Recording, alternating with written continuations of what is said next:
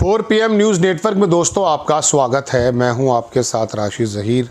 आप जगह जगह सुनते होंगे कि जनता जागेगी, जनता ये करेगी, जनता का ये सवाल है, जनता ये पूछेगी। सुनते हैं आप? ये जनता क्या है? जनता का कोई रूप है आपके सामने? मायावती का वोट है, वो भी एक जनता है। अखिलेश यादव को जो वोट करते हैं वो भी एक जनता है। ईरान की भी एक जनता है, एक सकाफत है। तो जनता जनता कहना और उसको एक प्लेटफॉर्म पर रखना, ये मैं समझता हूँ एक बेवकूफ़ी की बात है। हर जनता अलग रूप में प्रेजेंट कर जाती है, उसका इस्तेमाल किया जाता है। तो अब ये जनता के बारे में मैं आपके सामने रखने आया दोस्तों कि अखिलेश यादव मुस्लिम और यादव को मिलाकर के एक ऐसा कॉम्बिनेशन बनाते हैं कि जिससे लगता है कि उनकी सरकार आ जाएगी, लेकिन हर बार वो थोड़ा पीछे चले जाते हैं। उनको जनता के एक वर्ग की और ज़रूरत थी।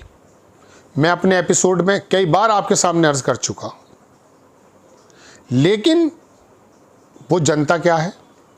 अगर अखिलेश यादव यूँ कहें कि भाई ब्राह्मण मेरे साथ आ जाएं, तो आप खुद ही फैसला करें कि क्या ब्राह्मण उनके साथ आएंगे।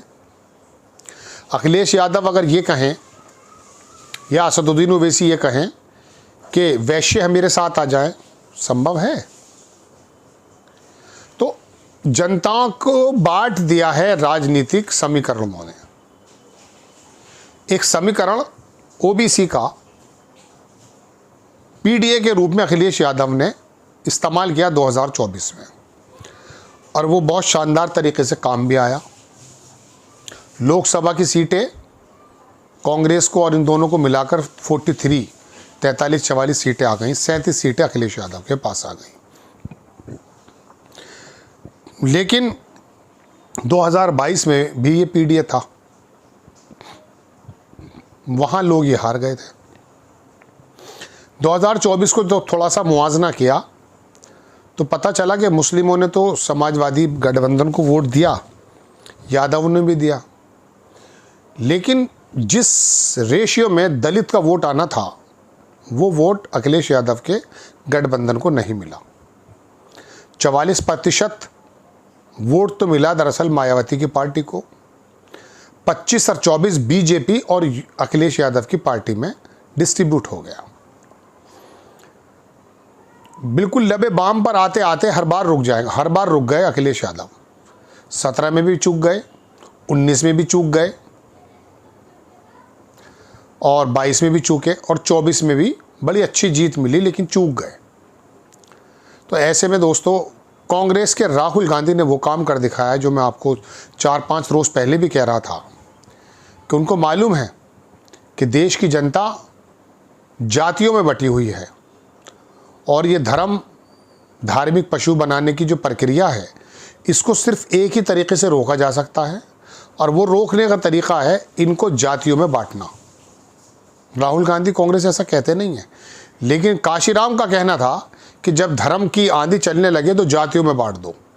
मतलब ऐसा शब्द उनके एग्जैक्टली नहीं थे, लेकिन उनका आशय यही था। जब जातिवाद बढ़ेगा तो धर्म की जो शिद्दत है वो कम हो जाएगी। आरएसएस बीजेपी ने धर्म की शिद्दत को आसमान पर पहुंचा दिया है।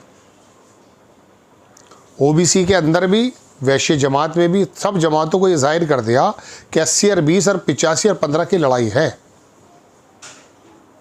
यही वजह है कि 2019 में दलित और मुस्लिम एक साथ आए लोकसभा में।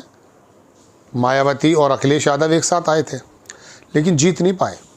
10 सीटें भले ही मायावती की आ गई हों, 5 अखिलेश की आ गई हों, बाद में उनकी भी चली गई वो। तो कुछ और ही मसला है। मसला ये है कि अब राहुल गांधी ने उत्तर प्रदेश के जो प्रदेश अध्यक्ष बनाए गौतम साहब, वो दलित जाति से हैं, और कांग्रेस का वोट जो था पहले किसी ज़माने में वो पंडित, मुस्लिम और दलित ये हुआ करता था। आप ये मत समझिए कि मोदी के आने से ही बीजेपी का वोट बना है। सन 80 से जब से बीजेपी बनी है, मेरे पास डाटा तो सन 52 से है, जनसंघ के दौर से भी। आप बीजेपी का जनसंघ का वोट अगर देखेंगे, वो एक जगह स्टेबल है, बढ़ता ही रहता है, घटता नहीं है। एक जगह तो ऐसा हुआ यार 5 साल में कि पिछले साल जो था 5 साल बाद भी वही रहा है, वरना हर बार बढ़ा है। लेकिन ये 20-22% तो सन 80 से मिल ही रहा है।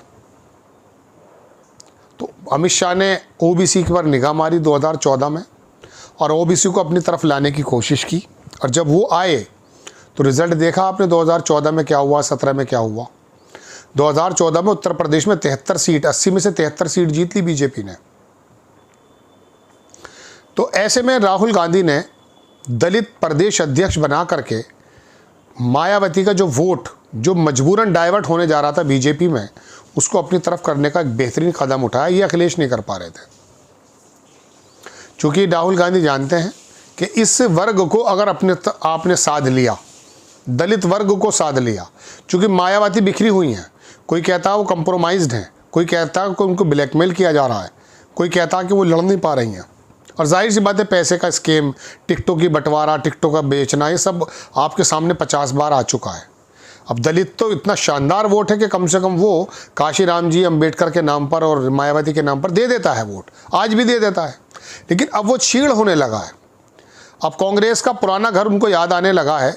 तो संभवतः ये जो कदम उन्होंने उठाया, जो अखिलेश यादव नहीं उठा पाए, अब ये कांग्रेस उठा रही है। ये है वो जनता, जो ये 20-21% दलित है। अगर ये कांग्रेस के पक्ष में आ जाता तो मुसलमान की छोड़ दीजिए, ये तो लंबा जुलूस देख के चले जाते हैं। ऐसी बीजेपी को छोड़ दे, हराने वाला चाहिए इनको। तो इनकी तो पिटाई जो कर रहा है उससे रोकने वाला चाहिए। ये तो बेचारे बहुत दीवार से लगे हुए लोग हैं, तो ये 1 मिनट में आ जाएंगे, इनका कोई मसला नहीं है। तो अखिलेश यादव को सोचना है कि कांग्रेस जिस प्रकार से काम कर रही है, जनता का वो पार्ट वो अपनी तरफ लेकर आ रही है।